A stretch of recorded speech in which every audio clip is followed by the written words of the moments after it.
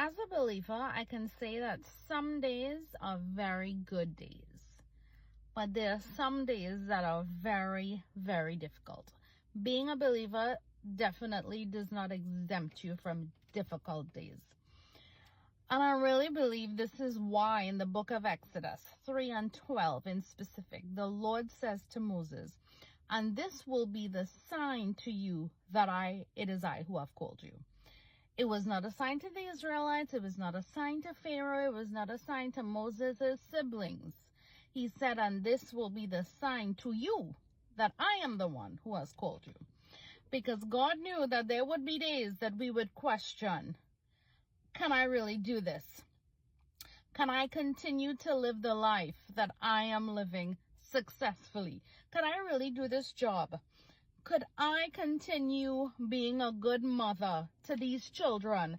Could I really continue being a good wife to this man? Could I continue with this study? Like, whatever it is, God knew that there would be days that we would question our calling. Can I continue in ministry after rejection, after betrayal, after all of it? Can I continue? Lord, was it you that called me, or was it my emotions? Did I just go off of the things that I think that I am good with, and I came up with these life choices, or was it you calling me? God knew that there would be these days. You see, a lot of times God will tell us part of the plan, but he does not tell you the whole plan. He really doesn't. And we can see that as we continue in the very same book of Exodus, chapter 6 in particular.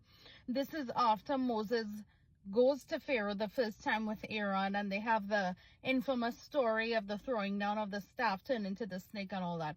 And after Pharaoh says no, God speaks to Moses because he is discouraged, and God tells him, I am going to make Pharaoh let you go, and you are going to come out of there, and he's going to want you to come out of there. I am going to set my people free. But God really does not go into the details of all of how it will happen. And he works that same way in our lives. I mean, sometimes he will tell us things, but the fleshing out of the plan, he really very seldom tells you. He doesn't tell you about all the highs and the wonderful experiences, and glory be to God for those.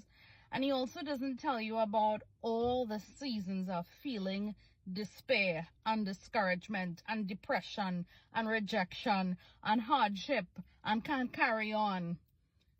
Sometimes he doesn't tell us because I think if we know the gravity of it from before, we would just bow out and never take a step forward and see it is impossible to please God without faith.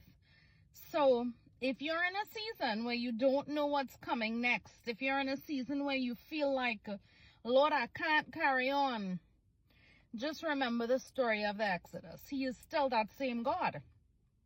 He is still that same God. His character will never change. If he did it before, he will do it again.